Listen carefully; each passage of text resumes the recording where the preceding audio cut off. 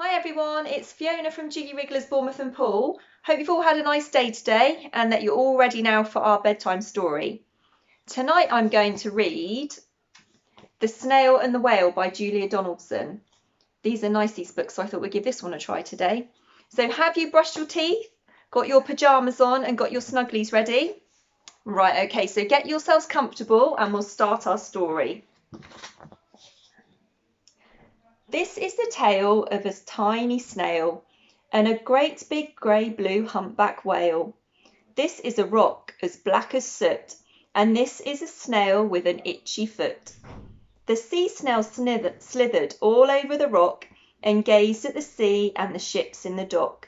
And as she gazed, she sniffed and sighed. The sea is deep and the world is wide. How I long to sail, said the tiny snail. And there's her rock. Here it is down here, you see, and there she is sat on top, wishing that she could go and explore.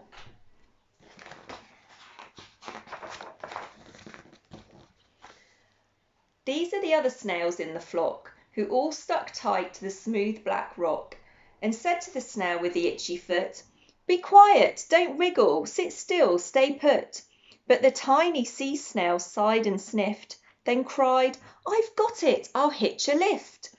This is the trail of the tiny snail, a slithery trail that looped and curled and said, "Lift wanted around the world." You see she's written on the rock, asking for a lift, and there she goes. There's all her friends on the rock, all sat round there. This is the whale who came one night when the tide was high and the stars were bright. A humpback whale, immensely long, who sang to the snail a wonderful song of shimmering ice and coral caves and shooting stars and enormous waves. And this is the tale of the humpback whale. He held it out of the starlit sea and said to the snail, "Come sail with me." There's his tail, and he's telling her to climb on. Look how tiny she is compared to his great big tail. Oh, look, there's all her friends there, watching her climb onto the tail. Oh, can you see that? That's all her friends, sat on the rock there.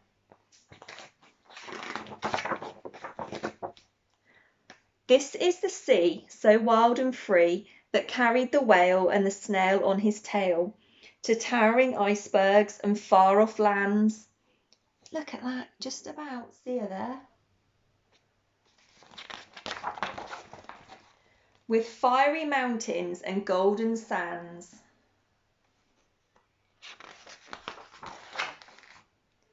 These are the waves that arched and crashed, that foamed and frolicked and sprayed and splashed, the tiny snail on the tail of the whale. These are the caves beneath the waves, where stripy fish with feathery fins and sharks with hideous toothy grins swam round the whale and the snail on his tail. Oh, those sharks look a bit hungry, don't they? Look, still on the tail, right at the top.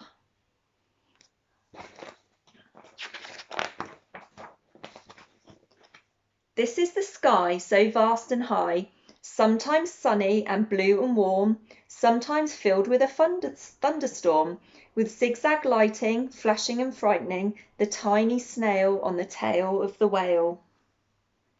You see the lightning in the sky? There she is still, perched on the edge of that tail, holding on very tight in the storm, I expect. And she gazed at the sky, the sea and the land, the waves and the caves and the golden sand. She gazed and gazed, amazed by it all, and said to the whale, "I feel so small."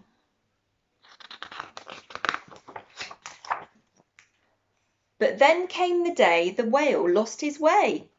These are the speedboats running a race, zigging and zooming all over the place, upsetting the whale with their ear-splitting roar, making him swim too close to the shore. Oh no, look. The whale's got too close to the shore and now he's on the sand. We don't want that to happen, do we? This is the tide slipping away. And this is the whale lying beached in a bay. Quick, off the sand, back to sea, cried the snail. I can't move on land, I'm too big, moaned the whale. The snail felt helpless and terribly small. Then, I've got it, she cried, and started to crawl. I must not fail, said the tiny snail. And there she is, look, she's climbed off his tail. Where is she? She's going to get help so that they can get the whale back into the sea. Ooh, can't tell either. This is the bell on the school in the bay, ringing the children in from their play. This is the teacher holding her chalk, telling the class, sit straight, don't talk. This is the board, as black as soot. And this is the snail with the itchy foot. A snail, a snail! The teacher turns pale. Look, say the children, it's leaving a trail. This is the trail of the tiny snail, a slithery trail saying, save the whale. So she's written on the school blackboard so all the children will know there's a problem and hopefully come to help. These are the children running from school, fetching the fireman, digging a pool, squirting and spraying to keep the whale cool. This is the tide coming into the bay, and these are the villagers shouting, hooray, as the whale and the snail travel safely away. See, back in the water now, and the snail is back on the whale's tail. And you see, it's ever so tiny, just up here.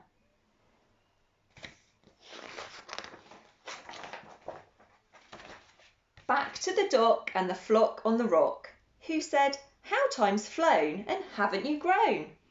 And the whale and the snail told their wonderful tale of shimmering ice and coral caves and shooting stars and enormous waves, and of how the snail, so small and frail, with her looping, curling, silvery trail, saved the life of the humpback whale. Then the humpback whale held out his tail, and on crawled snail after snail after snail.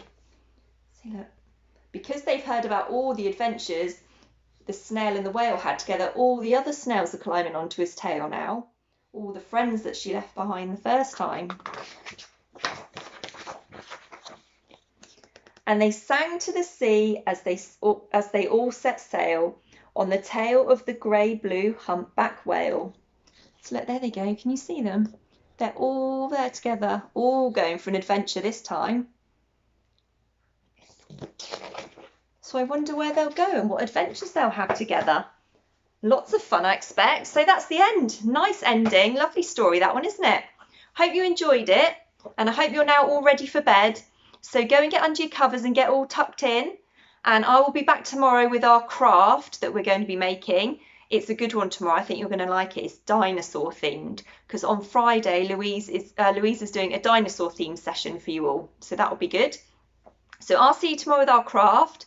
Louisa will do the bedtime story Thursday, and then she'll do the Jiggy session Friday. So I'll see you later in the week. Have a good sleep. Night night.